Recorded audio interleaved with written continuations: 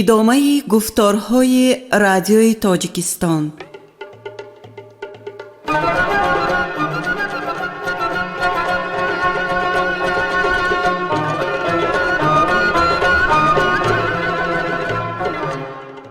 آزادگان باز دری خود را بر روی شما می‌گشاید.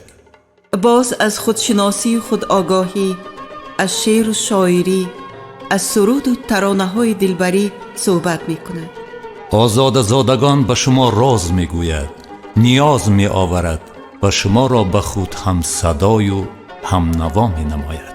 باید بگویم که این سفر هم آزادگان از 6 فصل عبارت است.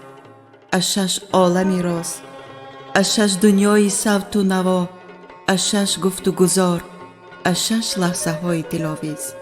فصل اول، باغی عینی، یاد از ابرمرد علم و فرهنگ و عالم و نویسنده استاد صدرالدین عینی. فصل دوم، علا دیوان حافظ، نگاهی پی غزل خواجه حافظ و بحثی در اطراف آن. فصل سوم، لعل بدخشان، مهر یار و دیار، بدخشان سرزمینی گنجبار. فصل چهارم، آواز اجدادان ما، فلک و فلک خوانی در سرچشمه ها. فصل پنجم، فرنگ و فرنگی، واژه فرنگ در زبان فارسی و شعر و شاعری. فصل ششم، ترانه های دلانگیز، نظری بر روایات استاد لایق، اندیشه های محمد رجب شریفов در اطراف روایات او. باغی عینی،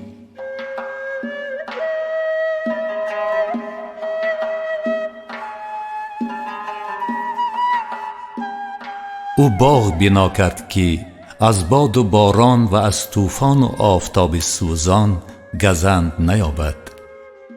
باغ استاد صدرالدین عینی اثرهای بیزوال اوست.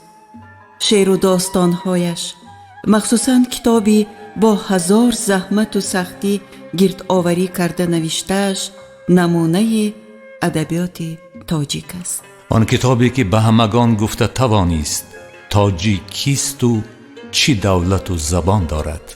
آن قومی که در بین آب و آتش مانده 1001 شکست و ناکامی را چشیده از بین نرفت. چون شیر زخم خورده خود را لیسیده از نو احیا می کرد. چون درختی سرو آزاد، آزاده زاده و بیباک و دانشمند بود و هست. این اثر توانیست نشان دهد که ملت تاجیک اصالتی تاریخی دارد، خویش را کیها در آینه تاریخ نشان داده است. استاد عینی برغم عدوان و ناتوانبینان ملت تاجیک چون کوه ایستادگی کرد. باغ از علم و ادب سبز نمود که تا ابد روی خزان را نمی بیدند. عالمان چراغ روزگارند. گفته است نظام الملک توسی که بی سبب نیست. در آن زمان تیره و تار استاد عینی دل خود را فروزان نمود. جسم خیش را سپر ساخت، نه ترسید نه لرزید، حق را به حقدار رسانی. تاجیک گفت و اشک ریخت، تاجیک گفت و خون جگر خورد، تاجیک گفت و باغ بنیاد کرد که همه را به حیرت آورد. از جسارت، از شجاعت او حاجت گپ نبود. برای هر حرف، هر عباره و هر جمله بحث و تلاش می نمود. و شاعر دلاگاه بازار صابر نیکو گفته: عمر عینی از برای خلق صرف خامه شد، خلق ما را دفتری عینی شهادت نامه شد. خلق همچون پیکره و پیکره چون خلق خیست، کوه خارا پیکره در هیکل بیدار شد، روی او بر سوی ما و روی ما بر سوی اوست. خلق در تمثال عینی خلق منبردار شد. هیکلی او را به حکم هیکلی فرهنگ بین، ننگ را در سنگ بین و سنگ را در ننگ بین. هر کی او را دید اگر فردوسی نادیده دید، بار رستم را هنوز از رخش ناافتیده دید. عمر عینی از برای خلق صرف خامه شد، خلق ما را دفتر عینی شهادت نامه شد. سرزمینی ما خود از آثار او سر می شود، این زمین با او به دنیای برابر می شود. تا به عینی گرچه دریای سخن شاداب بود، تا به او در زندگی پیراهی نایاب بود. مثل آن روزی که آن را می توان در یاد داشت، در لبی وخش و زرافشان مردم بی آب بود. این حقیقت می کند چشمی مرا هر بار تر، کس نبود در 5 رود از رودکی گمنام تر. در فرنگ از عهد سامان گر اثر می کافتند، در بخارا توده دزدانه زر می کافتند.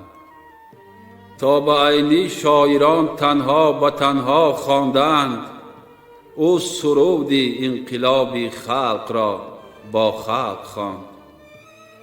تا به او از شاعران دیوان و دفتر مانده است، او به ما دیوان و دفتر هم وطن هم خلق ماند.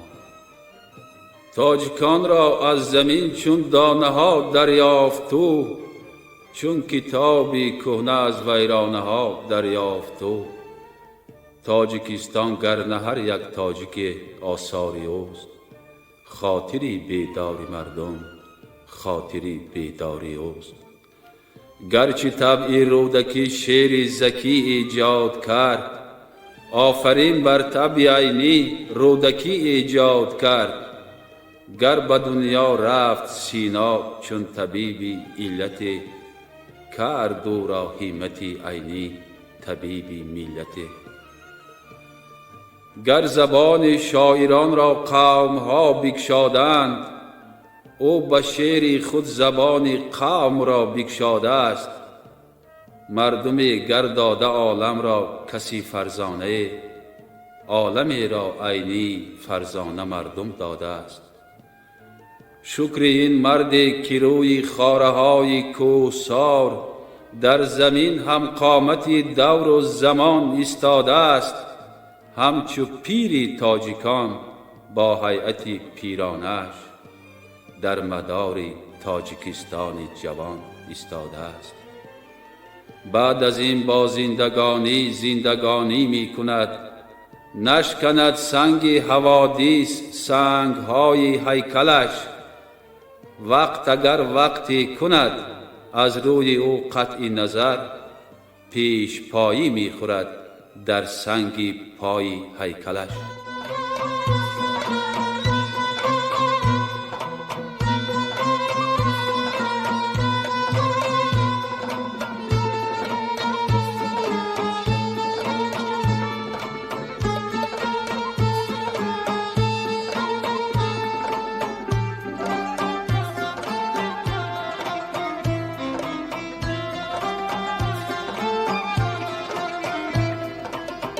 اولین بیننده‌ای خورشیدم از روز ازل، زندگی رو پرتوی امیدم از روز ازل.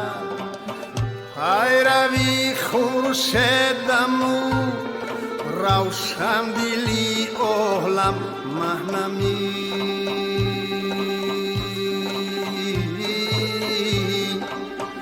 شم پر نور خیرات در محفلی عالم منم.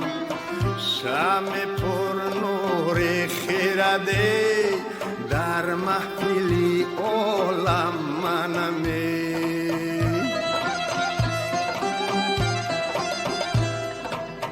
از چراغی معرفت تر در دهر نیست، در خد افروزی زیمن مشهور تر در دهر نیست. نیست هم دنیا طلب دانش طلب افتاده یمی.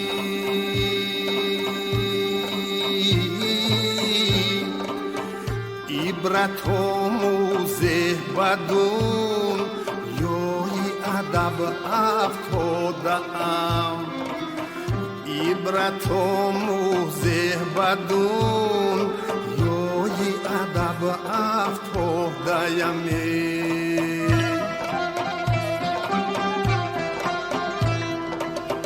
لذتی اسراری معنی را به من بخشیده ام. گنجهای سرمدی کنی سخن بخشیده ام. مست چون خیام و دیگر از میومین و مهنمی.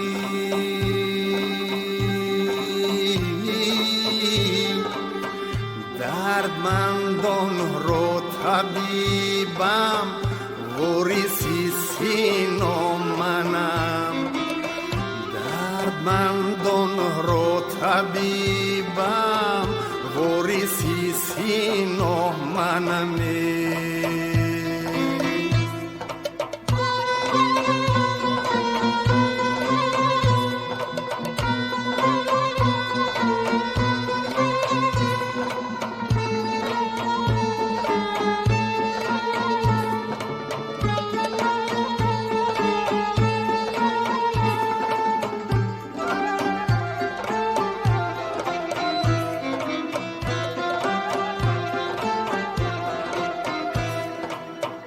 کاخی جاویدانی نزد از خیشتی اجدادی من است. خانزادی اهلی فهم از بدل آبادی من است. میبرد سیری دو عالم نظمی عالم گیری منی.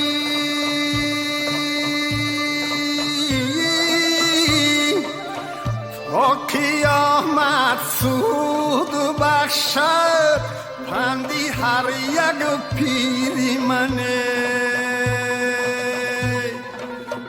من همان همت بلند و دلکشادی عالمم. در غمی آسودگی عمر بادی عالمم. همتم را دید زر خواهان زرم را برده اندی.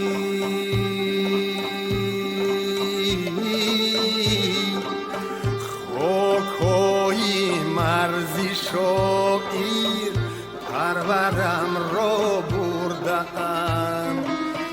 خاکای مرزی شاعر پرورم را برده اند.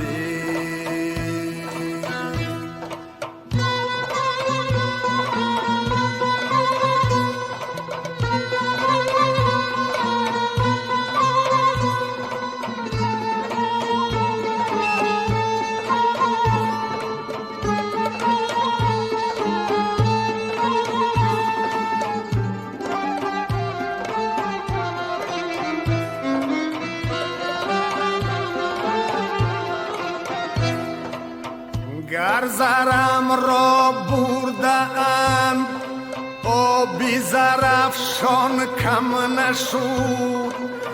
گرچه لعلم رفت و سنگه از بدخشان کم نشود.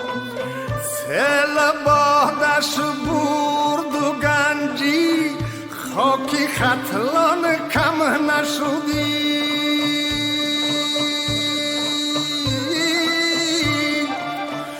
هم زمین شد لک و پایزی تاجیکستان کم نشده. من همان گم گشته‌ای از نو پیدا گشتم،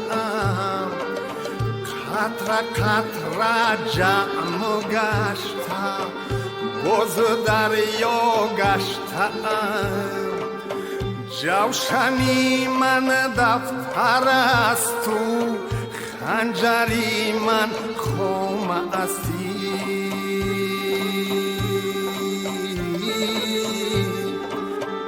من میمیرم به نامم، جاویدانی نام است. من میمیرم به نامم، جاویدانی نام است.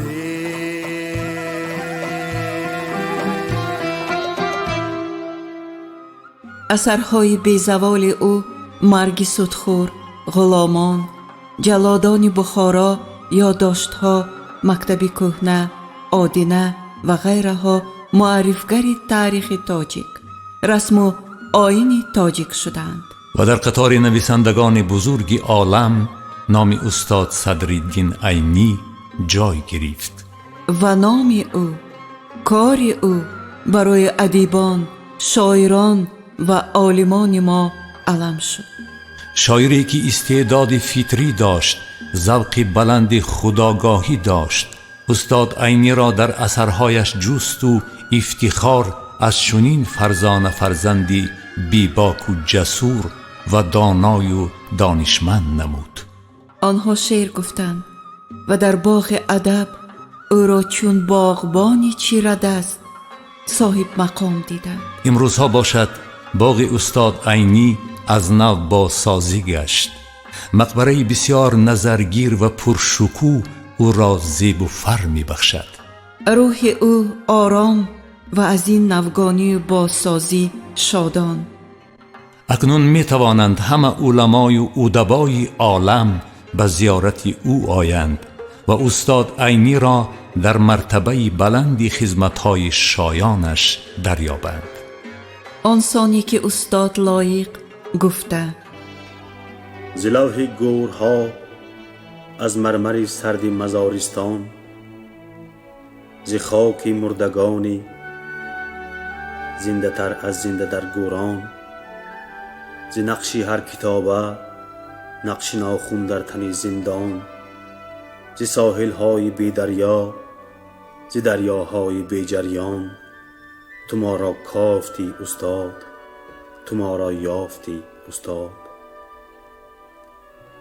ز اعماق فراموش خانه های تیره تاریخ، ز خاکی که شده آماجگاه تیر اغیاران، چو ابیات پریشانی که ماند از رودکی میراث، تو ما را جمع آوردی ز هر تذکیره و دیوان، تو ما را زنده گرداندی، به ما را شناساندی. ز شورش ها و عصیان ها، ز کلی بود و نابودش، ز فریاد تبالودش، ز فردوسی و محمودش، ز خونهایی که بحر خونبهای همگنانش ریخت، ز اندوهی طرب آلود و شادی غم آلودش، تو جستی سرنوشتی خلق، آغاز سرشتی خلق. چو ایوان ولنگاری که نی بام و نه دیوارش، چو دیوار حصاری که نه طاقی و نه بالارش، تو تاریخ خراب خلق را ترمیم ها کردی، شناساندی به بنیادش، به فرهنگش، به آثارش، که ما هم آدمی ماخی و از این عالمی ماخی. چو گمجویی که می جوید پی گمگشتگانش را، چو تنهایی که می جوید ز دنیا دوستانش را، نشانی مردمان جستی تو از هر گوشه تاریخ، برای حاجت امروز گنج باستانش را، که بی دیروز حالا نیست، که بی امروز فردا نیست. ز یمن انقلاب و از نفسهای روان بخشش، تو یک یک مرده ها را بیرون آوردی ز گورستان و اندر تاجگاهی هر کدام تاج بنهادی. هدایت کردی آنان را برای خدمت دوران، با آنان جان عطا کردی، سری منبر برآوردی. ز مسندها و منظرها، ز چنگی راه کشورها، ز اوراق بیاض و حرف ناخوانای دفترها، ز سرهایی که روی دارها هم بوده سرافراز، ز هر داری که بشکسته ز بار فطرت سرها. تو جستی نام تاجیکان، مراد و کام تاجیکان.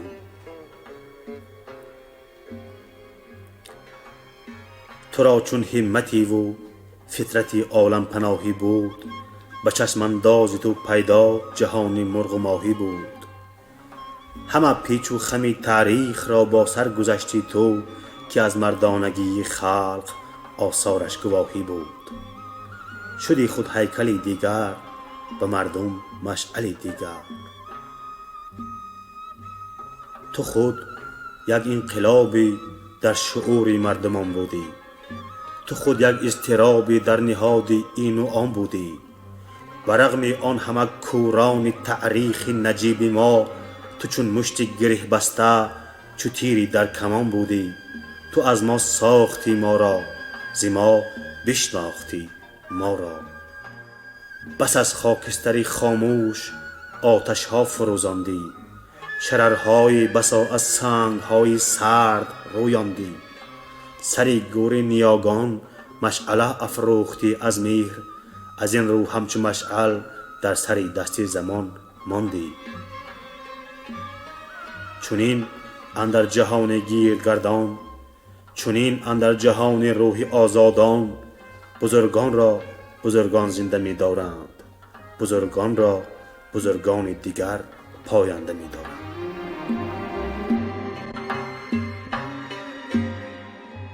بهترین راه نفوذ در دلها خودشناسی و خودسازی است. او چنین انسان بود و در یادها مانده. بهر خودشناسی و خودآگاهی ملت ما خدمت بسا والا نموده استاد صدرالدین عینی.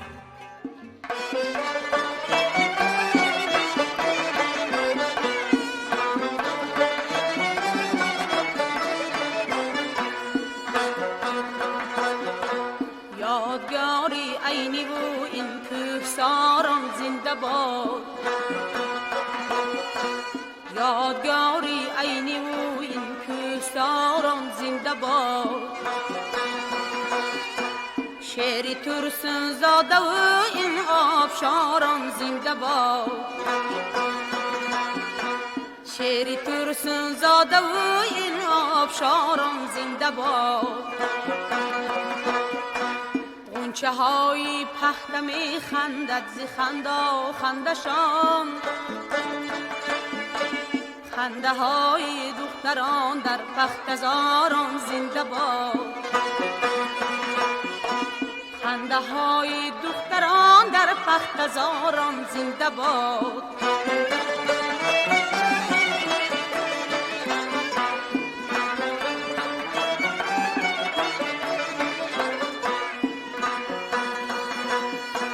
مادران تا حال می پایند راهی اسکران، مادران تا حال می پایند راهی اسکران. آخرین امید این امیدواران زنده باد. آخرین امید این امیدواران زنده باد.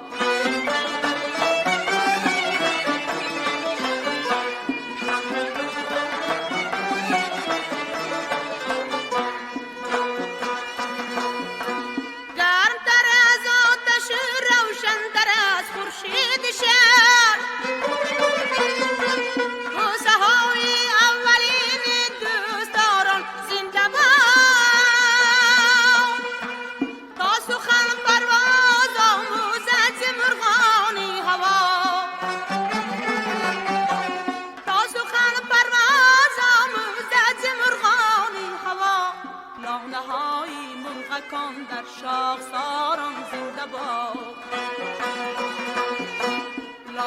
صدای مرغکان در شاخساران زنده باد. یادگاری عینی و این کوهساران زنده باد. شیر ترسن زاده و این آبشاران زنده باد.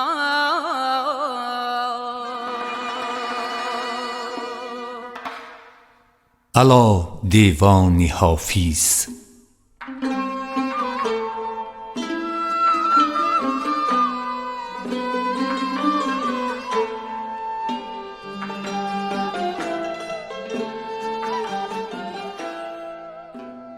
خواجه حافظ شیرازی شاعر نامور و لسان الغیب با غزلهای شورانگیز و دلاویزش مشهور آفاق گردیده. در غزل سرای او را پیغمبر هم گفتند. از همه مهم آن که غزلهای شاعر در زمان زندگیش چنان دلها را اسیر و شیدای خود نموده که به گفت خودی او به شعری حافظی شیراز می رقصند و می نازند سیاه چشمانی کشمیری و ترکانی سمرقندی. و یا فکند زمزمه عشق در حجاز و عراق، نوای بانگ غزلهای حافظ از شیراز. درباره غزلهای شکرین حافظ شیرازی بزرگان شعر و ادب لب فرو نبسته به هر غزل، به هر بیت، به هر مصرع فکر و ذکر خود را گفته بحث ها آراستند. از جمله در باب کشتی نشسته یا کشتی شکسته بحث تا حال به یک نقطه نآمده. گاهی شکسته خوانند، گاهی نشسته خوانند، چون نیست خواجه حافظ معذور دار ما را. ولی درباره غزل دیگری او که آغاز دیوانی خواجه حافظ با آن غزل است نیز بحث های تاریخی به میان آمده است. همان غزلی که با مصرعی الا یا ایها الساقی ادیر کأسا و ناولها ابتدا می گیرد. در کتاب کلاه گوشه نوشیروان نگاشته هست با نام ارتباط شعر یزید و حافظ.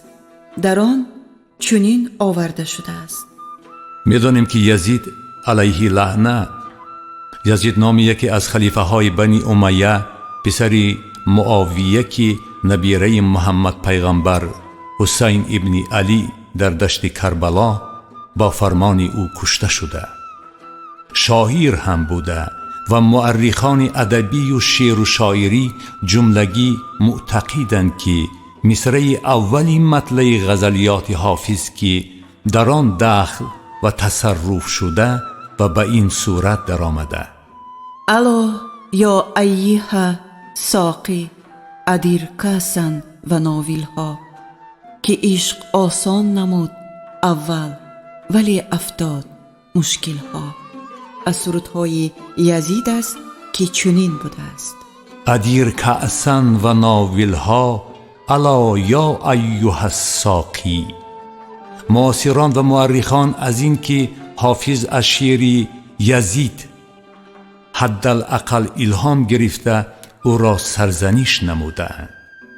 از جمله عقدی شیرازی چنین گفته است: خواجه حافظ را شب دیدم به خواب، گفتم ای در علم و دانش بی مثال، از چی بستی بر خود این شعر یزید با وجودی این همه فضل و کمال؟ گفت واقف نیستی زین مسئله، مال کافر هست بر مؤمن حلال. در همین رابطه کاتبی نیشاپوری چنین میگوید: چه حکمت دید در شعر یزید او، که در دیوان نخست از وی سراید، اگرچه مال کافر بر مسلمان حلال است و به وی قیل نشاید، ولی از شعر عیبی بس عظیم است که لقمه از دهانی سگ رباید. این بحث، این نقطه نظر در اطراف یک مصرع شاعر همه شهرت و مرتبه بلند داشتن اوست. آخر او همان است که سالها دلطلبی جامی جم از ما می کرد، آنچه خود داشت ز بیگانه تمنا می کرد.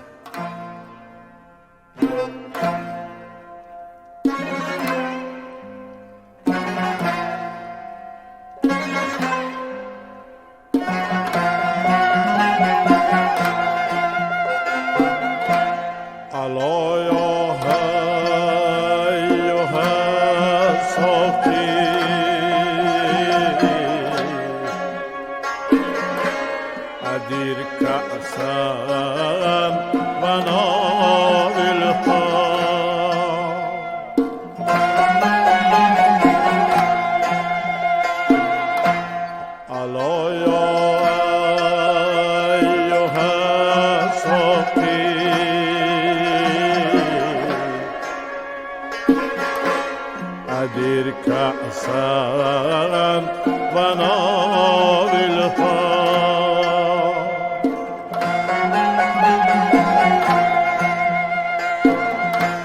که عشق آسان نمود اول ولی افتاد مشکل ها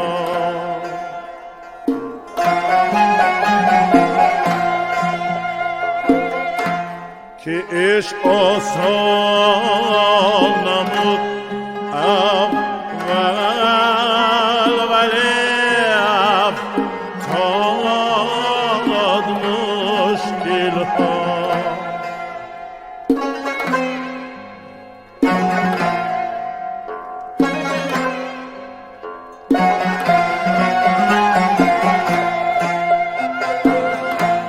بابوی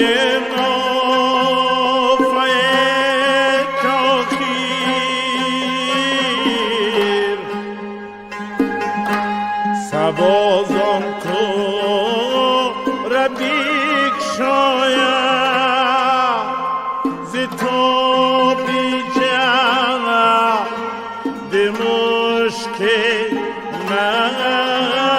چه خونف تا در دلها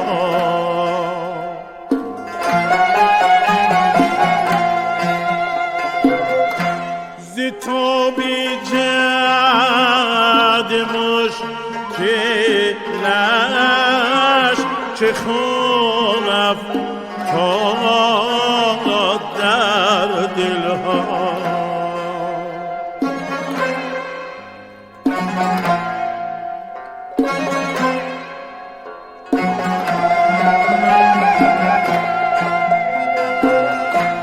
با من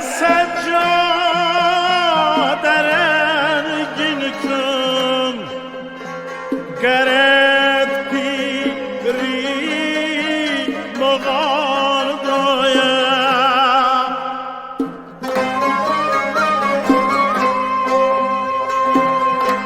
با من سجاد رنگین کن گرد پیری مغان دایم که سالک به خبر نبود زیرا رسم منزل ها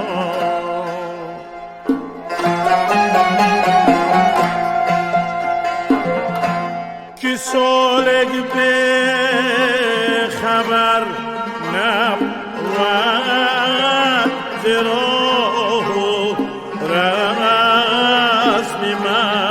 زیرا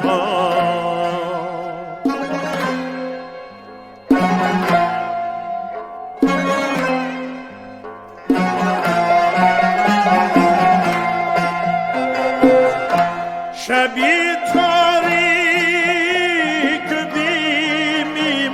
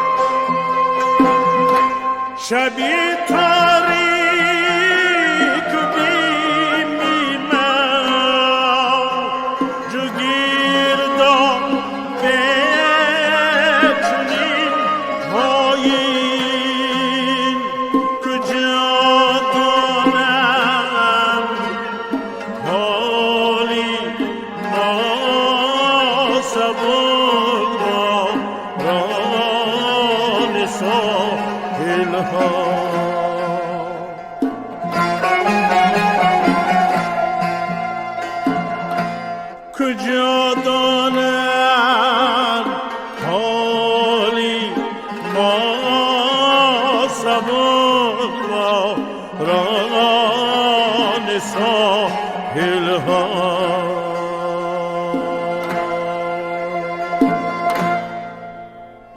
حافظ حافظه تاریخی ما فارسی زبانان است.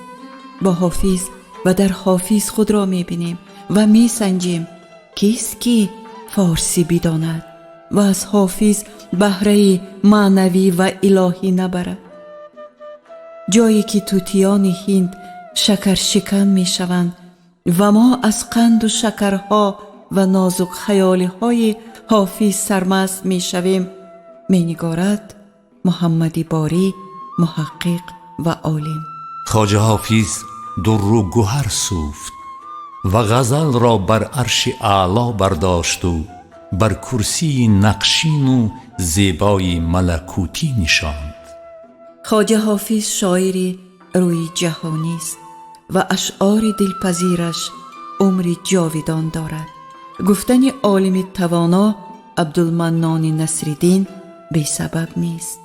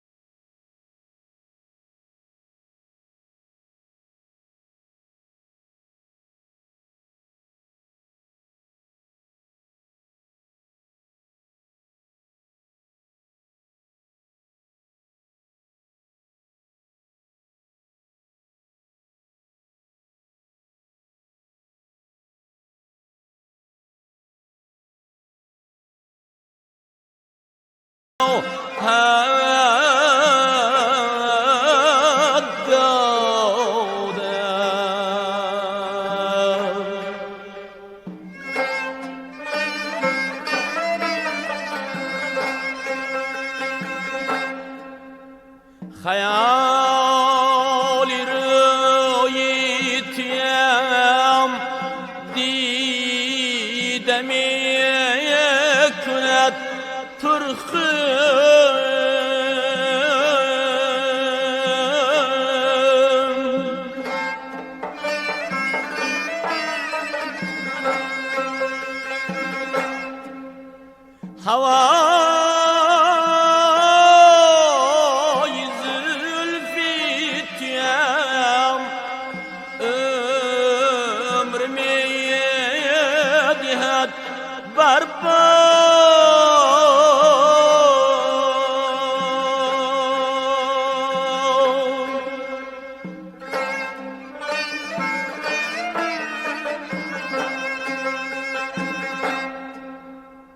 نه در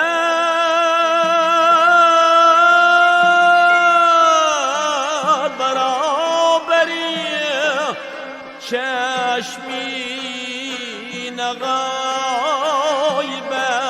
نظری نیاد میکنی از من نمیروی از یاد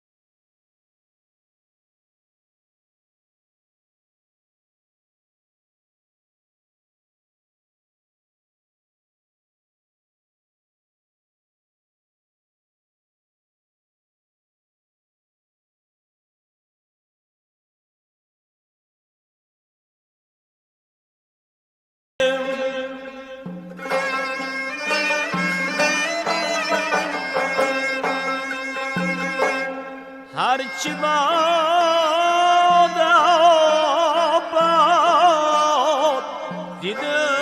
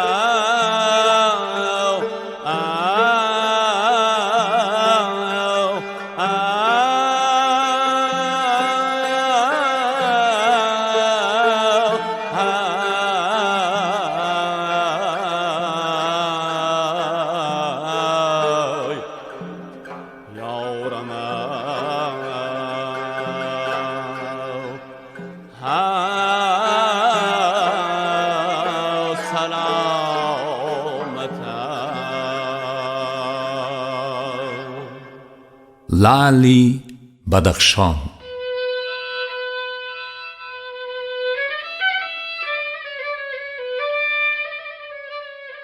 سرزمینی بی زمین و گوشه کوهسار ما، گوشه پر راز و پر از قصه و اسرار ما، خانه عشق و امید و بخت ناتکرار ما، چار سوی زندگی در گردشی بازار ما.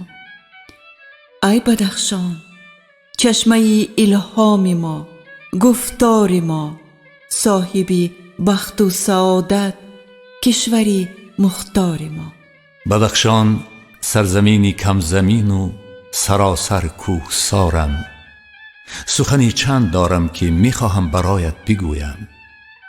کیها باز میخواستم عرض دلی خیش، مهر و محبت خیش را برایت کشایم، افشا نمایم، لیکن از کم حوصلگی خیش یا چیزی دیگر باز خودداری میکردم. میخواستم همه طرفه درباره تو معلومات داشته باشم.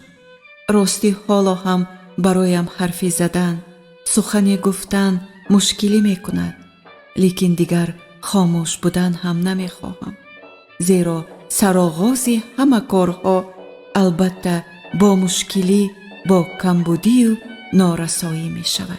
آخر تو تاریخی چند صد ساله داری و آن را به یک بارگی از خود کردنم امری است محال. میدانم تو الکی از زمان در قید حیات بودن شاعری بزرگ خلق تاجیک ابوالقاسم فردوسی، مؤلفی شاه اثری بزرگ ادبیات فارس و تاجیک، شاهنامه بی زوال، عرض هستی داری. بکانی لعل و دیگر معدنهای کوهیت شکوه و شهامت داشته ای. مصرعهای زیرین این شاعر بزرگ و توانا گواهی این گفته هایند. شبی تیره و تیغ رخشان شده، زمین همچو لعلی بدخشان شده، شود روز چون چشم رخشان شود، جهان چون نگینی بدخشان شود.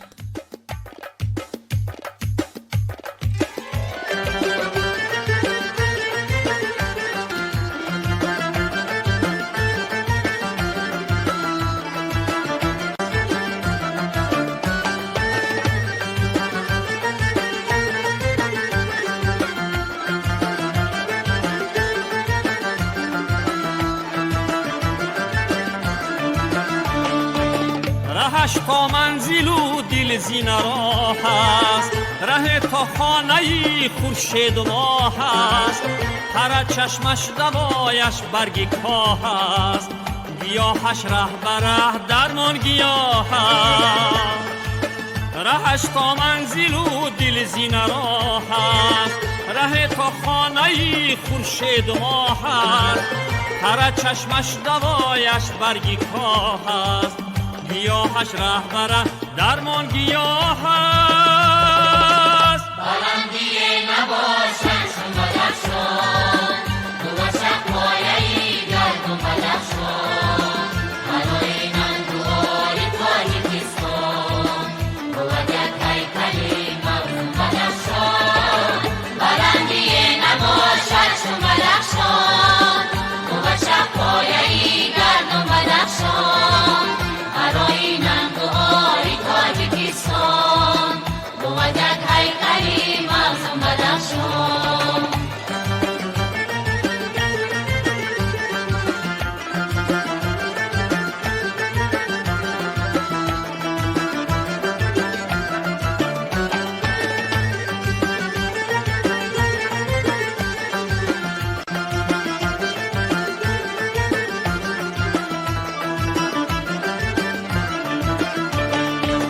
بود هرچند کانی لعلی دل جو، پسندد بیشتر لعلی سخن گو، سخن اینجاست بالاتر ز لؤلؤ، نوا آن را برد تا اوج مینو. بود هرچند کانی لعلی دل جو، پسندد بیشتر لعلی سخن گو، سخن اینجاست بالاتر ز لؤلؤ، نوا آن را برد تا اوج مینو. بلندی نباشد چون بدخشان، تو شب‌های گردون بدخشان،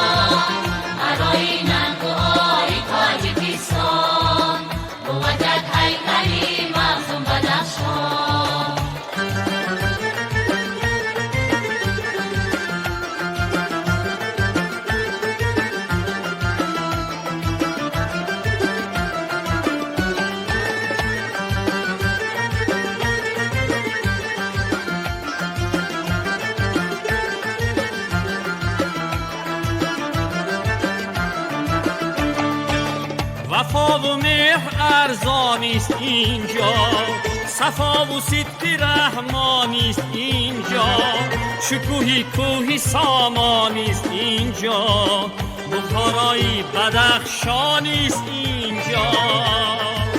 بود هر قله یک همتای تاجی، هوی یک پیکری بر جای تاجی، نگه کن بر سری بالای تاجی، بلند است این چنین دنیای تاجی. بلندی نباشد شما درشان، بود شب‌هایی گرد و مدرشان، برای ننگ و حال تاجیکستان، بود یک هیکلی مغز مدرشان. بلندی نباشد شما درشان، بود شب‌هایی گرد و مدرشان، برای ننگ و حال تاجیکستان، بود یک هیکلی مغز مدرشان، برای ننگ و حال تاجیکستان، بود یک هیکلی مغز مدرشان.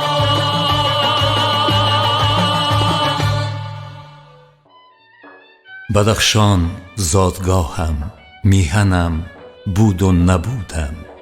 وجود من در هستی توست، تو هستی که من نیز هستی دارم، زیرا هستی من در آغوش تو سر زده. از آن روزی که خویشتن را شناختم تو را نیز شناختم. چون دیده به دنیا کشادم، نخست آغوشی گرم و پرمهری والدان را احساس کردم و ثانی آغوشی کوههای آسمان بوسی تو را نیز دریافتم. در آغوشی پر از مهر و محبتی دو طرفه شما کمال یافتم، به وایه رسیدم، عالم و آدم را شناختم. در برابری لالاییکی مادرم، چشم ساران و رودهای کوهیت نیز مرا الله می گفتند. بدخشان دیار نازنینم، با کوههای سر به افلاک و آسمان بوست عنوان بام جهان را گرفته ای. بسیاری ها تو را محض از روی همین نام می شناسند. برای بیشتری مردم جهان با کان لعل و دیگر گنج های نادرت آشنایی. بدخشان با هوای صاف و بی‌غبارت، با آب صاف و زلال چشم ساران و رودهای کوهیت، با طبیعت رنگین و خوشمنظرت دقت جهانیان را به خود کشیده ای. اگرچه طبیعت خوشمنظره تو، بدخشان عزیزم، توجه طبیعت شناسان را به خود کشیده باشد، ذخیره های معدنی و چشمه های شفابخش تو عالمیان را به خود جلب ساخته است. چنانه که شاعر عثمان مختاری از دیدن کان بدخشان به وجد آمده گفته است: حوض ز نیلوفر و چمن ز گل سرخ، کوه نیشاپور گشت و کان بدخشان.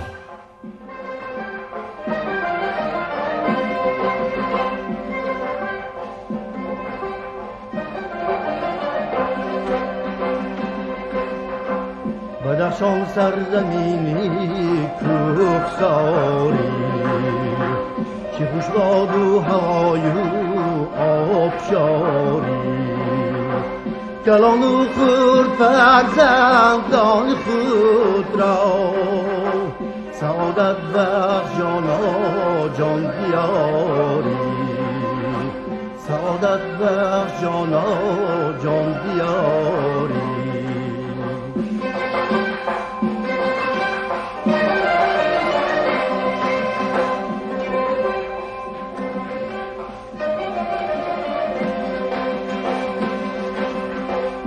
خوابان را فضایت آشیان است، زمینت بقیل سارا مکان است. چی گویم از بلندی مقام است، که بود یک نام تو بامی جهان است، که بود یک نام تو بامی جهان است.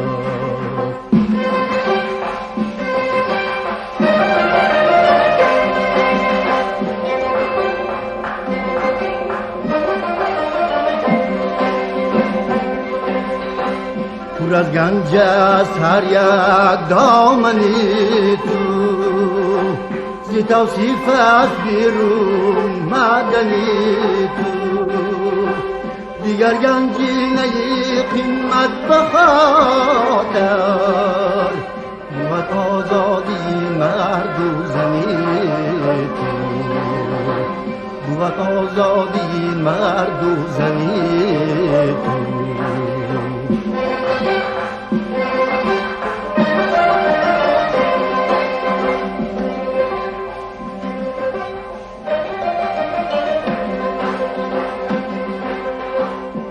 روسی توانا چون مدد کرد نهال اون تو سبزی و خرد کرد دیارت مادرت با مهربانی حیاتت را درخشان تا ابد کرد دیارت مادرت با مهربانی حیاتت را درخشان تا ابد کرد حیاتت را درخشان تا ابد کرد.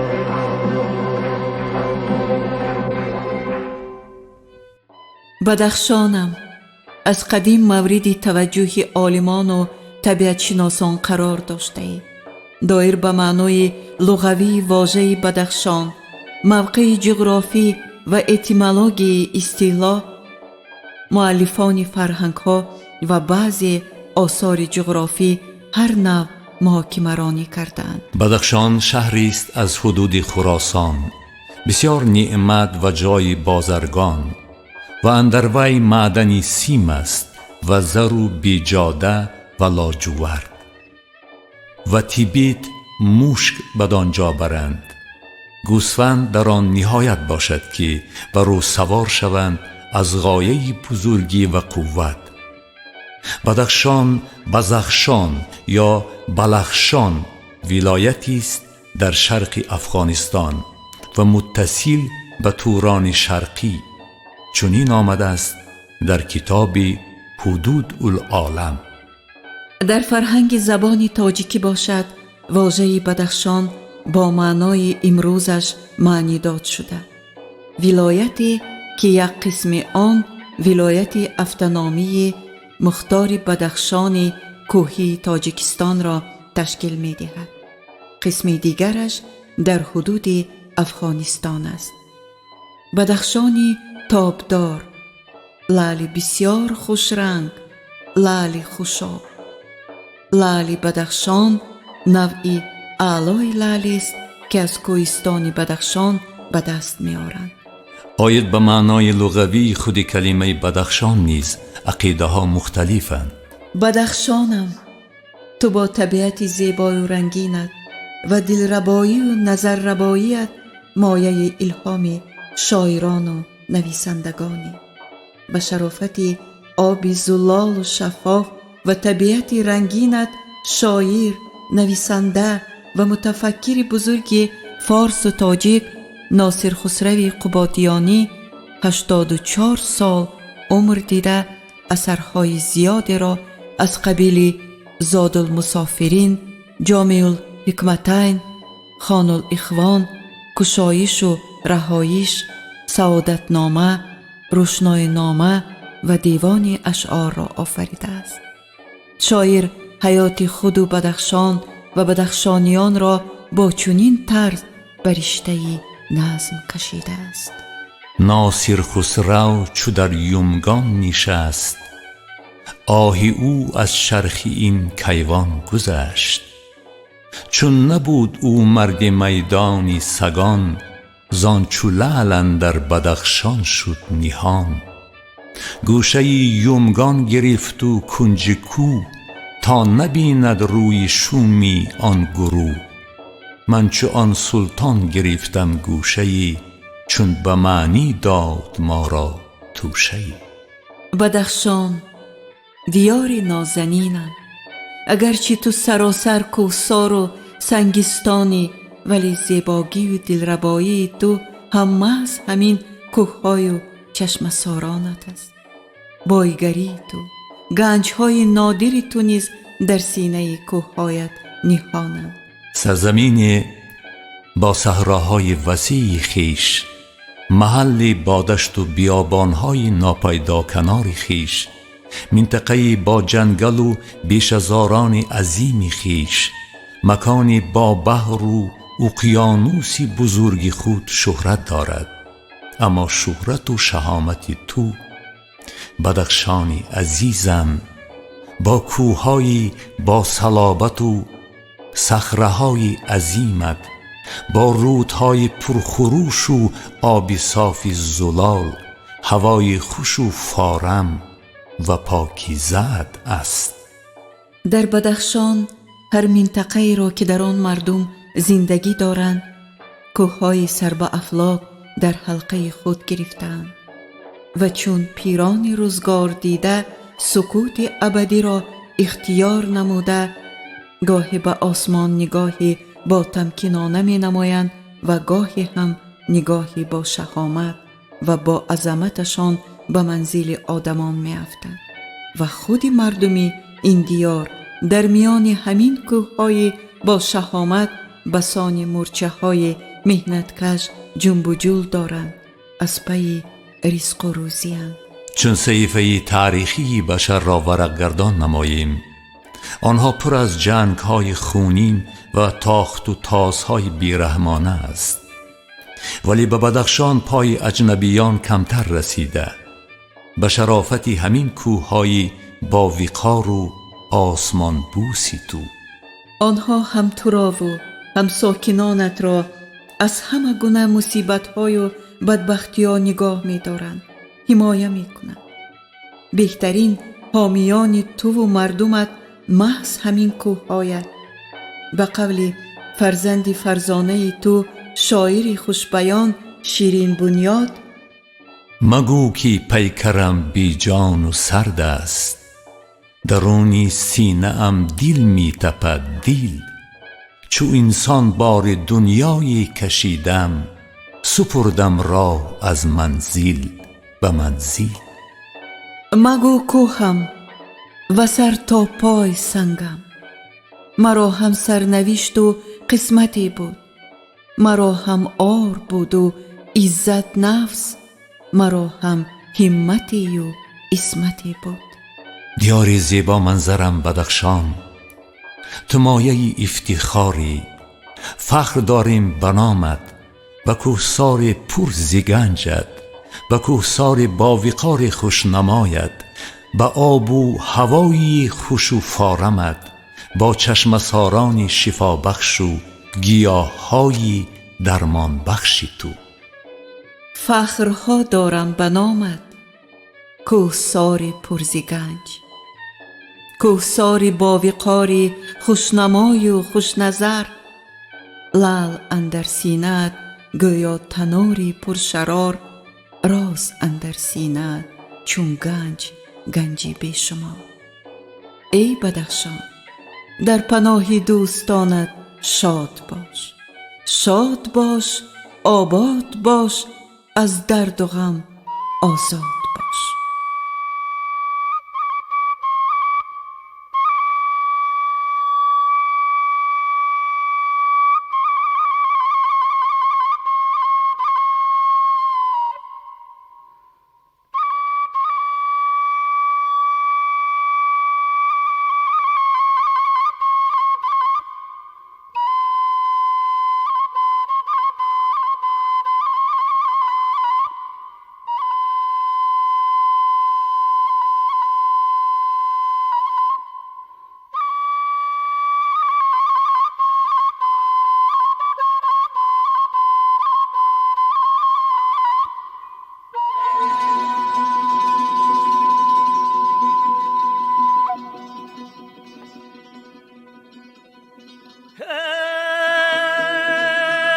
وقت عجب وطن مرا داده توی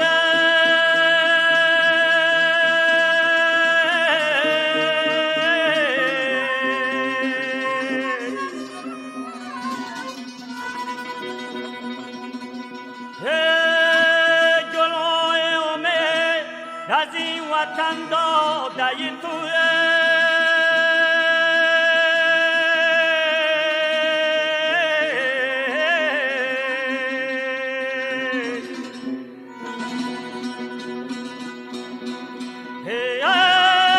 باور بنما بسر چمن نفروشمه.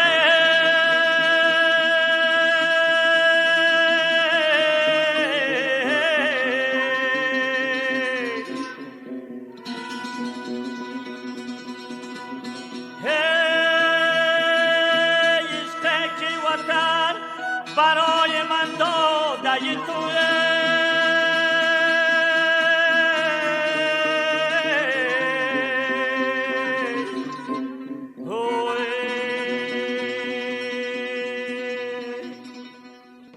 ما به دنیا پرزهرمان آمدیم. با مرا میاد پیمان آمدیم. با مرا میاد پیمان آمدیم. با خرد با عقل افکار عقل افکاری بلند. با خرد با عقل افکار عقل افکاری بلند. برر یک درد درمان آمدیم. برر یک درد درمان آمدیم. ای بدخشانی بهارستان من، مسکنی فرهنگ من، فرهنگ اجدادان من، مسکنی فرهنگ من، فرهنگ اجدادان من. با ما بعد در برد خانم فرود. با ما بعد در برد خانم فرود. ای توییم جان من، جانان من. ای توییم جان من، جانان من. ای توییم جان من، جانان من.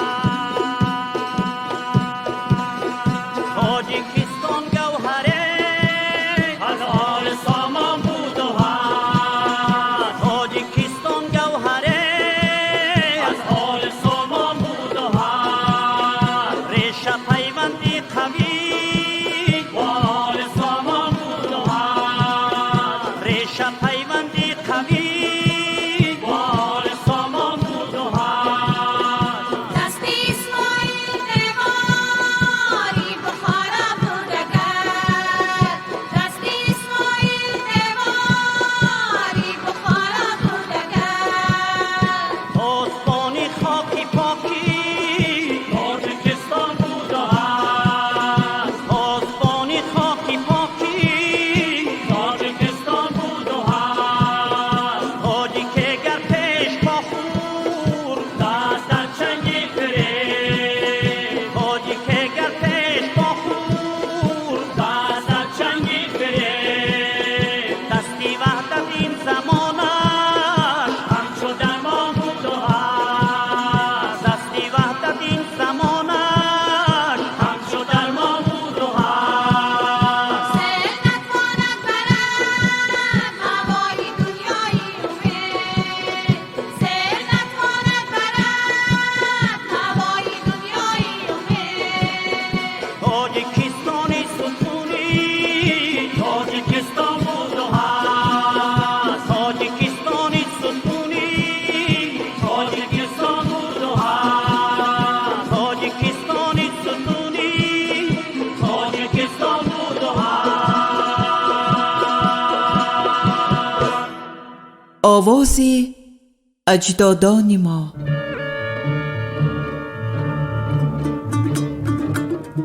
ساز پرافسونی فلک آتش زند بر جان ما. گویا رسد از دوری ها آوازی اجدادان ما. که آوای دل نیاگان ما تاجیکان است که موافق اسناد سرچشمه ها از تاریخ ایجاد این ژانر موسیقی بیش از 1000 سال سپری گردیده. در صوت و نوای دلنشینی ژانر فلک سرایی، صدای دل نیاگان، آوای آرزو و آرمان 1000 ساله گذشتگان، نوای محبت و صداقتی نسبت به میهن و فرهنگ داشته اجدادان ما حفظ گردیده است. امتیاز این نکته را میتوان در هر یک ترانه فلکی پیدا نمود.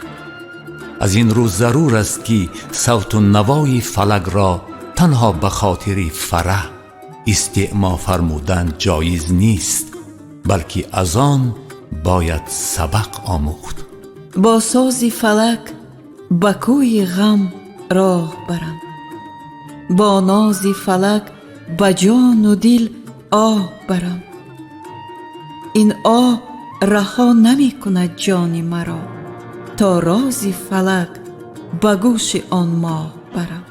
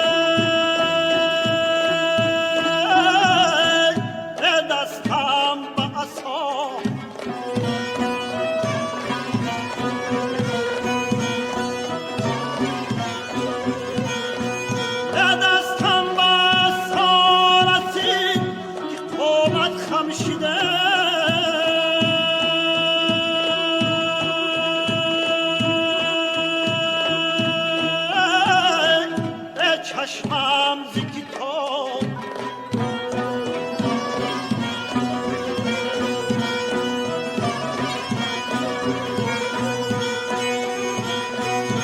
چشمم ز کتاب ایمان یا دستم ز قلمه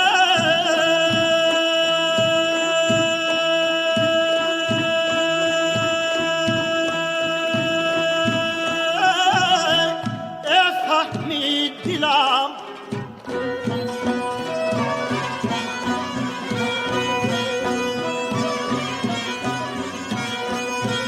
فهمی دلم که صحبتم برهم شده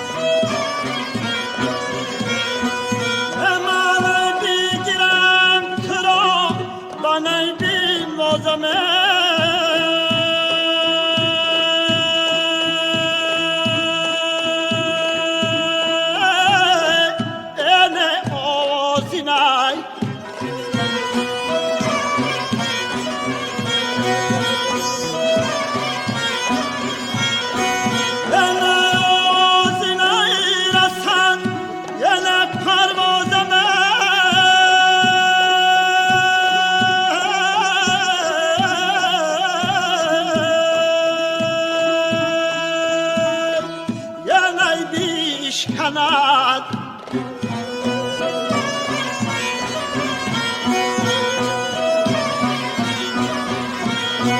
دل بیش کند و خسته شود آوازمی دل بیش کند و خسته شود آوازمی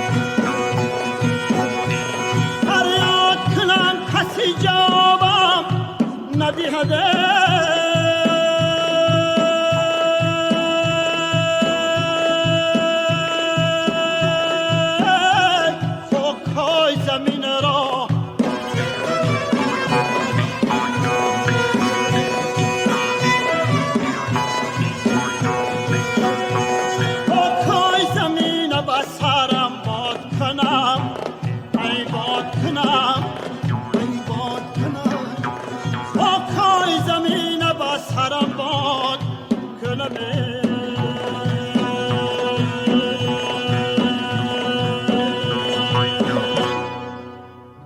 فلک آوای تاریخی ما تاجیکان، ندای سعادت خواهانه و فریادی دلی نیاگان است. فلک این راز است. فلک این آینه است که فضیلت و مدنیت و فرهنگ و آیین تمدن آفرین نیاگان در آن عکس یافته است. آره، فلک یکی از عالی ترین آفریده فطرتی والای نیاگان ماست که نقش آن در بیان آرزو و آمال خیلی باریز می باشد. شنیدن سرود و ترانه های دلانگیز فلکی به ذهن و روان شنونده احساس فرح و سرور را ارزانی می دارد. در وسعت گسترش صنعت موسیقی و آوازخوانی خلق تاجیک در برابر مردان، بانوان نیز سهمی بی‌دریغ خود را ارزانی گذاشتند. یکی از سرچشمه‌های با اعتماد که در مورد نقش بانوان در صنعت موسیقی و آوازخوانی شهادت می‌دهد، این اثر بی‌زوال ابوالقاسم فردوسی شاهنامه میباشد. گیسوی نواگر و آزادوار چنگی در عهد ساسانیان از زمره موفق ترین بانوان صنعتکار به حساب می روند که در برابر تحکیم گسترش صنعت موسیقی و آوازخوانی و تأسیس و تنظیم دسته های بانوان سراینده و نوازنده، همچنین در ایجاد رویه نوی اجرا کنندگی زنانیک، یعنی سبک آوازخوانی زنانه، نقشی ناستردنی دارند.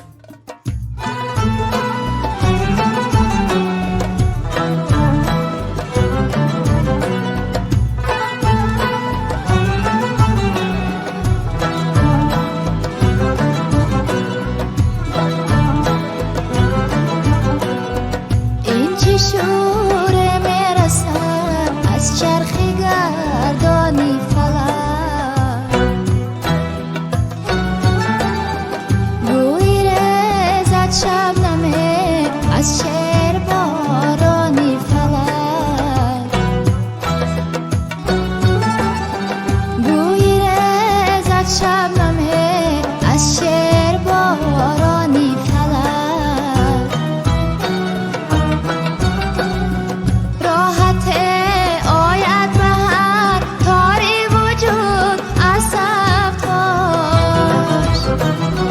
راحت آید به هر کاری وجود از سفتاش، صد نوازش ره زدم بر سر ز دستانی فلک، بر سر ز دستانی فلک.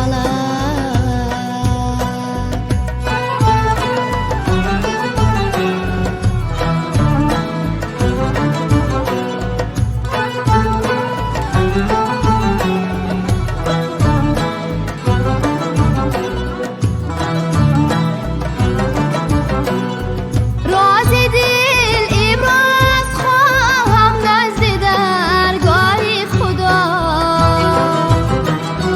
میرسد عرض دلم بر سقف ایوانی فلک، میرسد عرض دلم بر سقف ایوانی فلک، ابجی راغی موجی داشتی در دو داغ زندگیست، بون چکم فریاد رو بردارد از جانی فلک، بردارد از جانی فلک، بردارد از جانی فلک، بردارد از جانی فلک.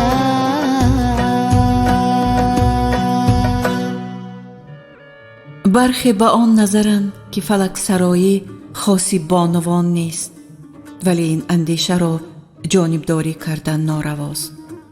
آیا سرودی نخستینی که ما میشنویم یعنی ترانه الله مادر فلک نیست؟ آیا روبوی خانه های بانوان کوهستان که در بعضی از منطقه ها به حکم عنعنه در آمده است فلک نیست؟ به اندیشه درست فلک را نمیتوان به زنانه و مردانه جدا کرد. تنها به سراینده ضرور است که با نظر داشت محتوا و مضمون متن را انتخاب نماید. اجرای سرود و ترانه های فلکی از هنرمند همتی عالی سرایندگی را تقاضا می کند. یعنی سراینده را ضرور است که در برابر داشتن صدای قوی باز محتوای متن سرود را صدقاً درک نماید. اگر سراینده چنین شیوه آوازخوانی را صرف نظر نماید، به گمان غالب ترانه اجرا نموده او هیچگاه به دل شنونده راه نمی‌یابد. خوشبختانه با شرافت استقلال دولتی روح فلک تازه گردیده این ژانر معمول سنتی رو به وسعت آورد.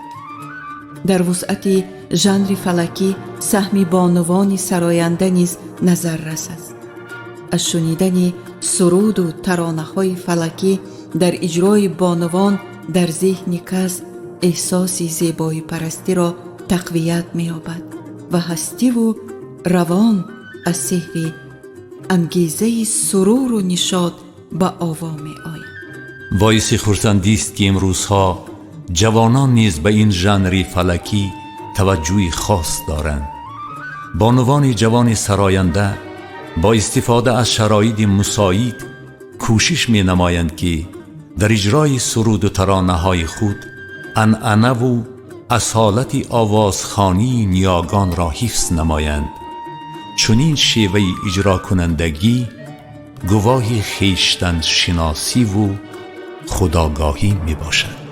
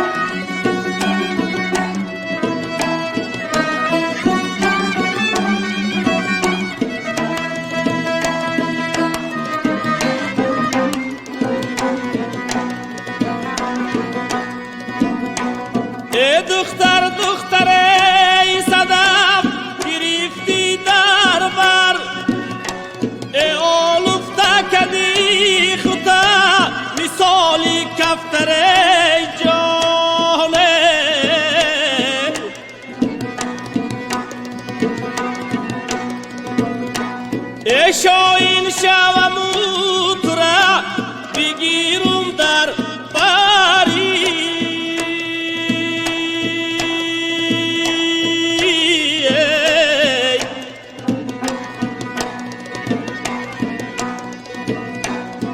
زیل بگیرم از تو نرزد یک پر زیل بگیرم از تو نرزد یک پر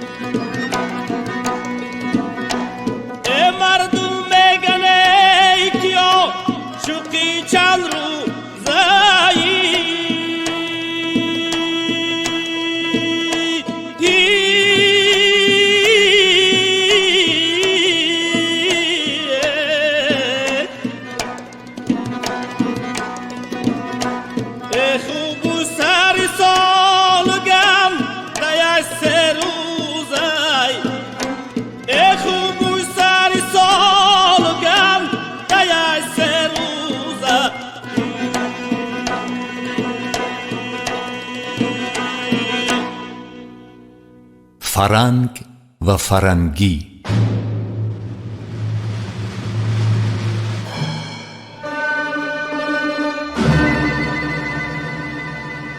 فرنگ، فرنگستان. این کلمه خیلی بر وقت در زبان ما وارد شده. فرنگ گفته اروپا را در نظر داشتند. آگهی از این مملکت شاعران و عالمان را وادار ساخته که هم در شعر و هم در اثرهای نثری کلمه فرنگ را استفاده برند. از مجله وحید نگاشته با نام کلمه فرنگ و فرنگی بررسی شده بود که چنین است: کلمه فرنگ، فرنگی، فرنگستان که در زمانهای آخر زیاد به کار می رود، سابقه بس قدیمی و چند صد ساله دارد. ابو سعید ابوالخیر عارف عصر 10 و نیمه اول عصر 11 کلمه فرنگ را در یک رباعی بدین گونه آورده است: از باده رخی شیخ رنگ آوردند، اسلام ز جانبی فرنگ آوردند، ناقوس به کعبه در درنگ آوردند، بیتوان نتوان تو را به چنگ آوردند. ظهیر فریابی از گویندگان و شاعران قرن ششم هجری نیز کلمه فرنگی را در این شعر آورده است: گرفتارم بدامی چین زلفی عنبرین مویی، فرنگی زاد شوخ دلبری زنار گیسویی. با این نگاشته کوتاه ما را هشدار داد که باز این کلمه را جستجو نماییم. ناگفته نماند که باز بیت از شاعر عصر 12 ظهیر فریابی این کلمه است: شیرازه که بسته است بر اوراق دل من، جز حسن فرنگی تو که از اهل کتاب است. دیگر شاعران هم در وقتهای ضروری فرنگ و یا فرنگی را در شعرهایشان جای دادند. از جمله امیر خسروی دهلوی گوید: به پرواز خلی فرنگ از جنا، بساقه شده خونی مصری مبا. و یا مولانا جامی گفته: از دو چشمی من نیاید هیچ کار، از فرنگی شیشه ناگشته چهار. ببینید عینکی فرنگی به چی درد خورده و چهار چشم گردد تا کارش پیش رود، چشمش به کار آید. و یا شمس الدین شاهین هم این کلمه را چنین استفاده نموده است: روزگاری است به ابروی تو جنگ است مرا، روی همت به دمی تیغ فرنگ است مرا. صاحب همین کلمه را چنین ساخته: فرنگ طلعت یعنی خوش روی، سفید گونه، سفید چهره. بیت چنین است: فرنگی طلعتی کز دین مرا بیگانه می سازد، اگر در کعبه رو می آورد بتخانه می سازد. حاجی محمد حسین ختلانی به مملکت فرنگ رفتنش را، عذاب و عقوبت زیاد دیدنش را در شعرهایش یادرس شده است: همچون انگشتی شهادت به کفی اهل فرنگ، حاجی بی قدر شد از کینه تنها اینجا. کلمه ما را از پس خود کجای نبرد؟ البته از قدیم آگاه بودن ملت ما از فرنگ این بی سبب نیست. سیر و سیاحت و راه ابریشم، آموختن و اندوختن ملت ما را از دیگر مملکت ها آگاه نموده.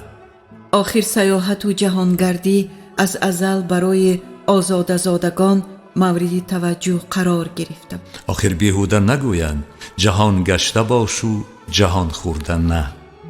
ملت ما چنین بوده.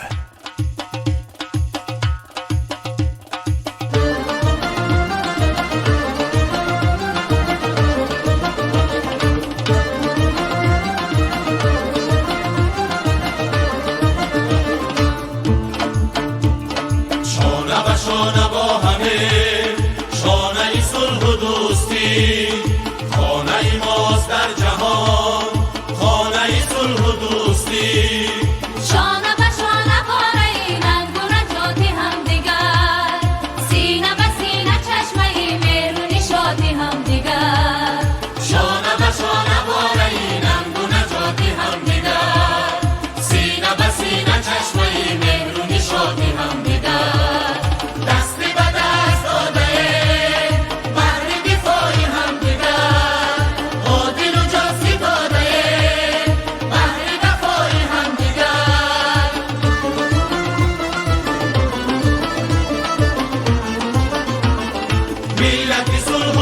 دوستی ملتی ماست بعد از این حلمت تو شن و ننگی ما در سری باز بعد از این حلمت تو شن و ننگی ما در سری باز بعد از این شانه به شانه باره شن و مداری هم شبه مرزی شکوه و همت و ننگ دیاری هم شبه شانه به شانه باره شن و مداری هم شبه مرزی شکوه و همت و ننگ دیاری هم شبه دستی به دست داده بحری دفاعی هم دیگر عادل و جاستی داده بحری دفاعی هم دیگر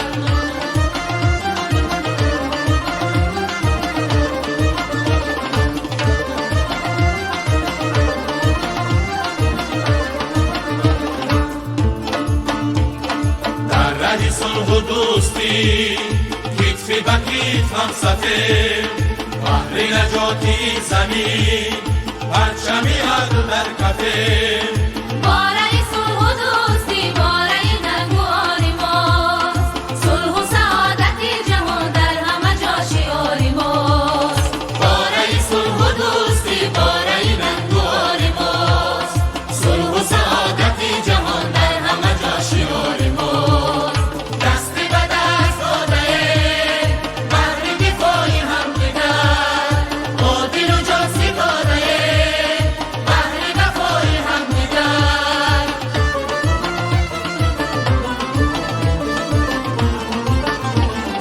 ملتی صلح و دوستی ملتی ماست بعد از این حلمت و شن و ننگی ما در سری باز بعد از این حلمت و شن و ننگی ما در سری باز بعد از این شانه به شانه باره ننگ و نجاتی هم دیگر سینه به سینه چشمه مهر و نشاطی هم دیگر شانه به شانه باره ننگ و نجاتی هم دیگر سینه به سینه چشمه مهر و نشاطی هم دیگر دستی به دست داده بحر دفاعی هم دیگر عادل و جاستی داده بحر دفاعی هم دیگر عادل و جاستی داده بحر دفاعی هم دیگر ترانه‌های دلانگیز.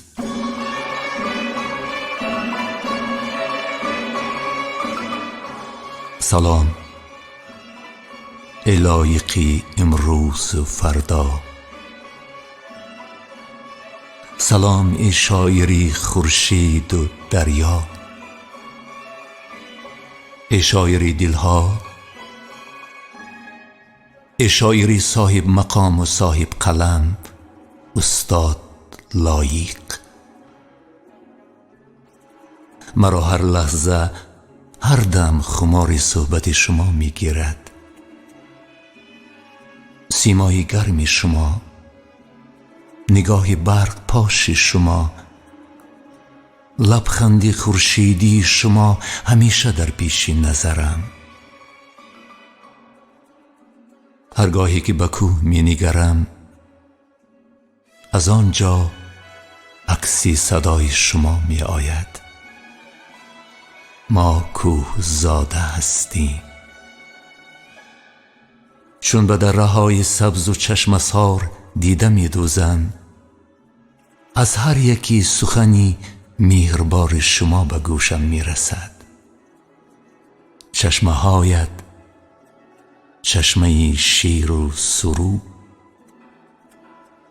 به دریا هم نوا شدن شما را پیش نظر می آرم و روباییات شما، ترانه های شما به گوشم زنگوله بیداری و زیبایی می زنند. روباییات و ترانه های دلاشوب شما را زمزمه می کنم، می سرایم. مرا می شنوید؟ ای شاعری چشم و رود، ای شاعری امروز و فردا. من محمد رجب، مرا می شنوید؟ او نقل می کند شیر در لب و مهر در دیل و سیمای دوستانش در چشمانش. محمد رجب شریپов.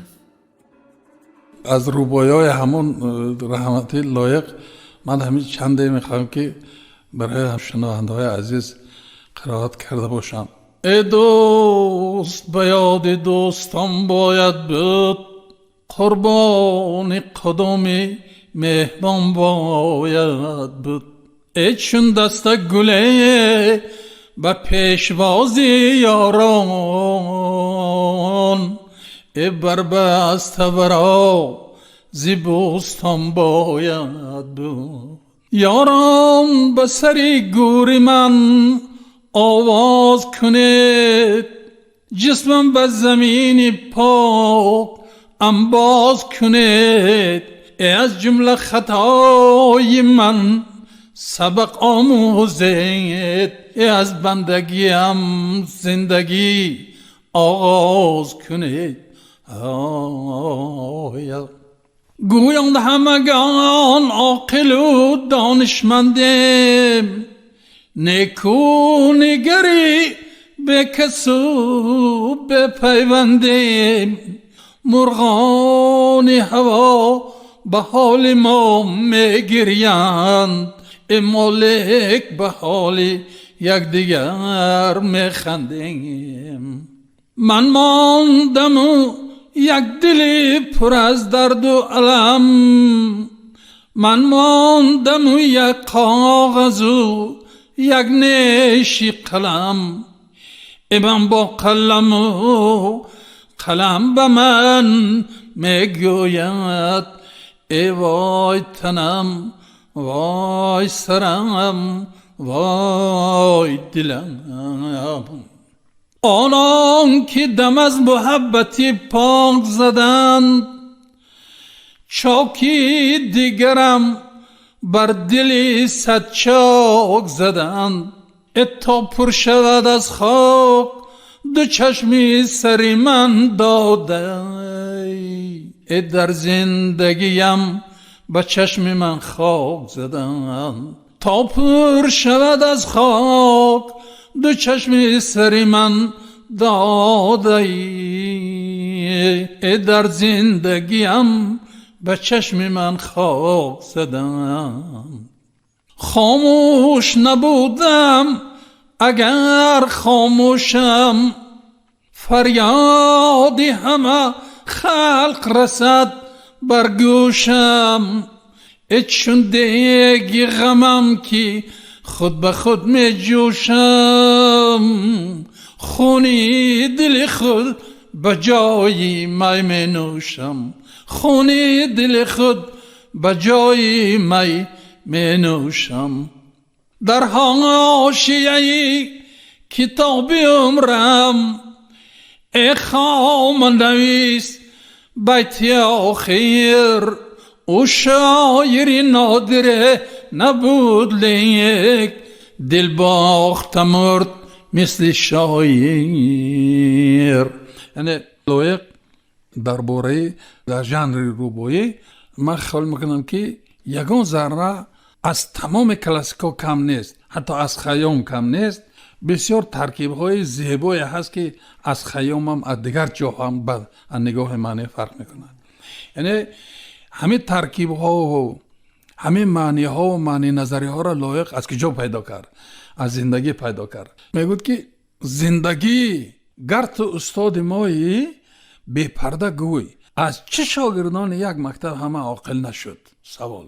یعنی برای هزارها نسل من بعد درس کی همه شاگردان یک مکتب عاقل نمیشن و این ناگزیر است. یا در یک محیط در یک وقت زندگی میکنن، اونها را خدا در سرشتان میاندازد. دانش و معنی نظری صاحب نظره. یکی از همونا لایق بود. از جام خیام بر خیره خیام گذر کردم باز، بر چهره ایام نظر کردم باز. دیدم که جهان شکسته تر از دوش است، پرهیز شکسته باده سر کردم باز. از خاک نیشابور صدا آید باز، فریاد دل از هر دو سرا آید باز. ای خیمه آسمان 200 پاره شوی، خیام به خیمهش کجا آید باز. دیدی که گسستند هم از سلسله ها، دیدی که بمردند هم از مشعله ها. دنیا دنیا عذاب و مشت سدخان، دیدی که چی باقی ماند زان ولوله ها. شهبال تو بال خسته ما چی کند، گلزار تو خار دسته ما چی کند. با 7 قلم چو خویش را آرایی، این یک قلم شکسته ما چی کند. ای روی تو روی عشق بر من رو کن، آهو نگه ها مرا تو بی آهو کن. تا خانه گور رفتنم بر خانه‌ات، یک بار دیگر اشارتی ابرو کن.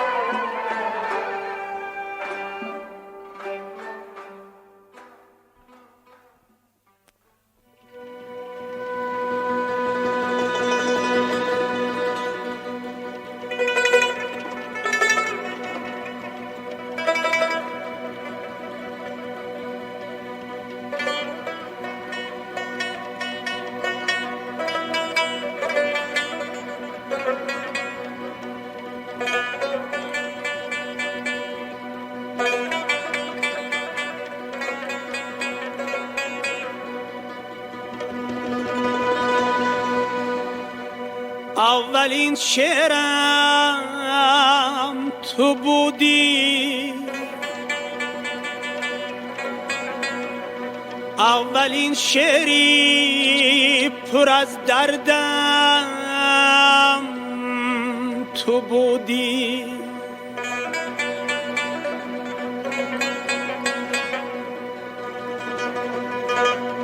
اولین آشوب سوزان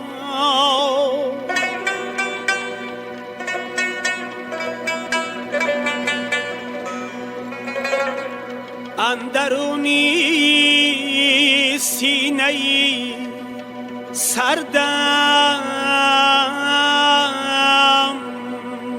تو بودی.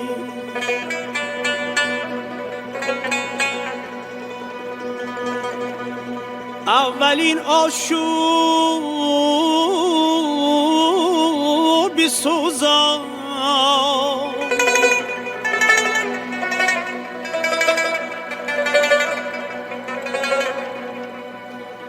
اندرونی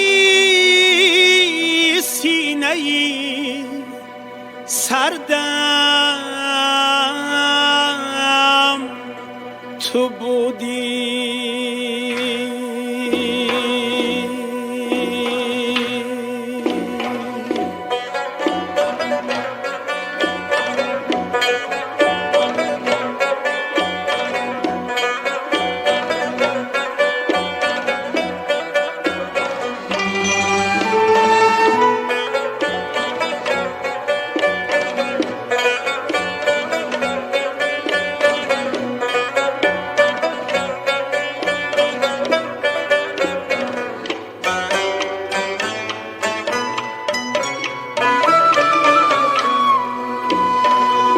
اگر یابم جوانی دوباره، تو را تنها تو را میخواهم بس.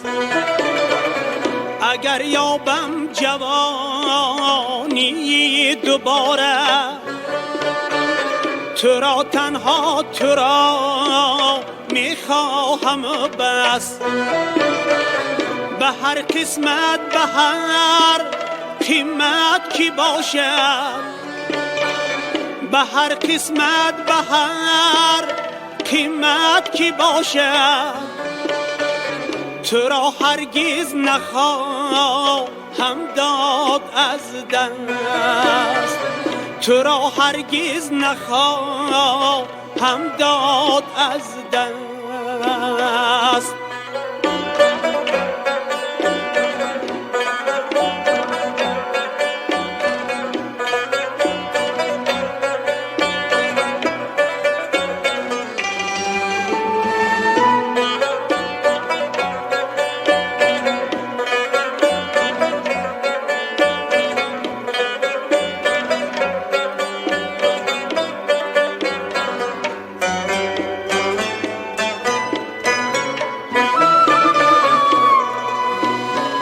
رهی دور رهی دور رهی دور مرا از تو جدا کردن مجبور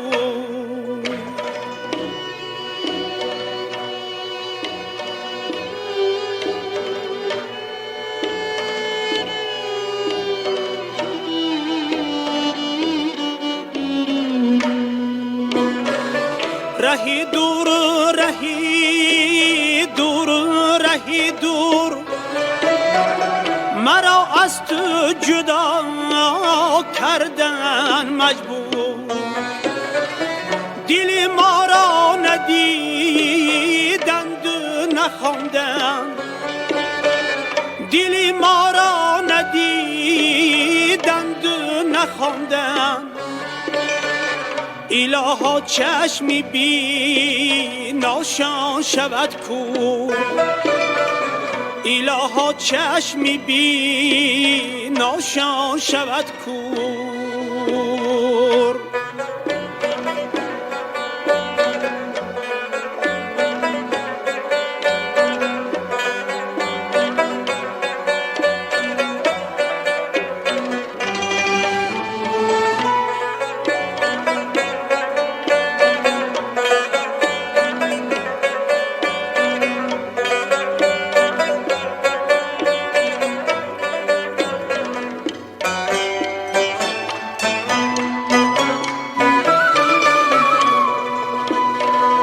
دل افروزی تو بودم ای دل افروز تو رسمی سوختن از من بیاموز تو رسمی سوختن از من بیاموز به حقی سوختن های بلندم به حقی سوختن های بلندم چراغ بر سری گورم بیافروز چراغ بر سری گورم بیافروز چراغ بر سری گورم بیافروز